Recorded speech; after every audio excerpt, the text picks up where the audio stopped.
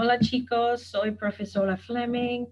En esta lección ustedes van a aprender sobre ser y estar, la comparación de los usos de ser y estar. So you've already learned about ser and estar separately.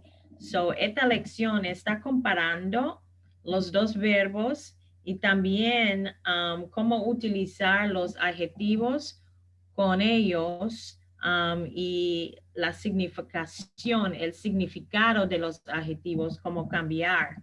So when you use certain adjectives with ser and estar, depending on which one you use them with, the meanings change. So we're also going to talk about that. Okay, so I'm going to share my screen and we are going to start the presentation. All right, so you've already learned that ser and estar both mean to be and that they're used for different purposes. These charts summarize the key differences in usage between ser and estar. Okay. Now, the uses of ser and estar, okay.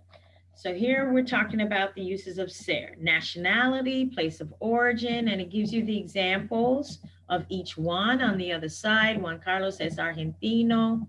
Profession or occupation, Adela es agente de viajes. Okay.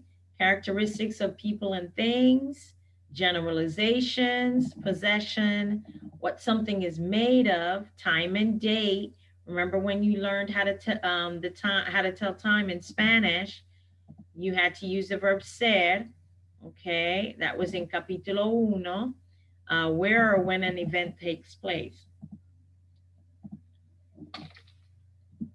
Okay, now remember, ser de expresses origin and possession, but it also talks about what something is made of. Now remember, in Spanish, there's no apostrophe. So ser de takes the place of that. Ellos son mis amigos. Miguel está enojado conmigo. Okay, now uses of estar. Location or spatial relationships. Remember the lesson on estar where we talked about donde está Goofy. Okay, and we use some prepositions. Health, physical states and conditions, which we just went over in a previous lesson this afternoon.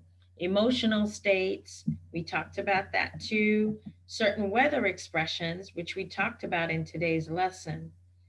And that's also on the vocabulary page in chapter 5. Ongoing actions, progressive, progresivo. We learned about that today also. Now, ser and estar with adjectives. Excuse me. With many descriptive adjectives, es como yo dije antes, ser and estar can both be used, but the meanings will change. Juan es delgado. Juan is thin. That's just his characteristic. That's how he is. That's how, he's made up. Juan está más delgado hoy. Juan looks thinner today. Okay. Ana es nerviosa. She's a nervous person. That's just her characteristic. Ana está nerviosa por el examen. Well, today she's nervous because of the exam. So we just talked about the inherent qualities of Juan and Ana. We also talked about certain conditions that are variable, that change. Now, here's some adjectives that change meaning when used. Okay, listo is a common one. It means smart when you use it with ser. When you use it with estar, it means to be ready. Okay, mala, the person's bad. Okay, and then esta mala, when the person is sick.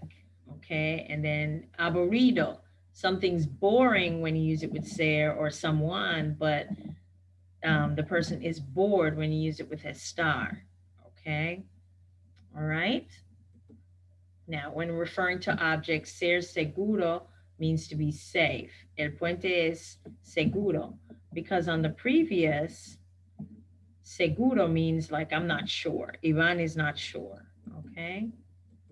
All right. So going to show you a little bit more detail. We just saw a page in the presentation that talks about the adjectives. So on this page, there's some adjectives that are commonly used with estar. ¿Cómo está usted? ¿Cómo estás? And what they mean when they're used with estar. Okay. Now, here's some adjectives that are used with ser and what they mean when they're used with ser. There's some that are on both pages, but they have different meanings depending on which verb you use. Okay. All right. Now, I also have placed this in the module already. Okay, there's an acronym. If you memorize this, MOPI for SER, you'll know when and how to use SER. And also with estar, this is an acronym, PLC. You memorize that, then you're good. And read this information. Okay, I will try to put these 2 pages in a document and put it in the module. Okay, but if not, maybe you can take a screenshot of it and yeah. Okay, and in addition, here's a practice that I've placed in the module. It's not for points. You've already got homework. It's just for you to use to practice using Ser and Estar. Elena blank cubana, pero ahora ella y su familia blank viviendo. Now, my context clue for the first sentence is cubana. That's talking about somebody's origin. So I know I'm going to use ser, Elena es. And then this one, the context clue is viviendo. That's the progressive form of vivir. So I know I'm going to use estar. So su familia está. Familia is third person singular. Even though it means a group of people, it's still third person singular, versus in English, we, make it third person plural. Okay, so su familia está viviendo en España.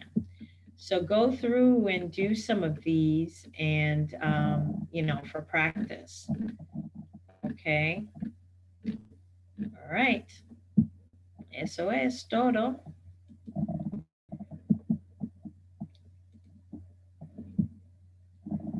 Ciao, chicos.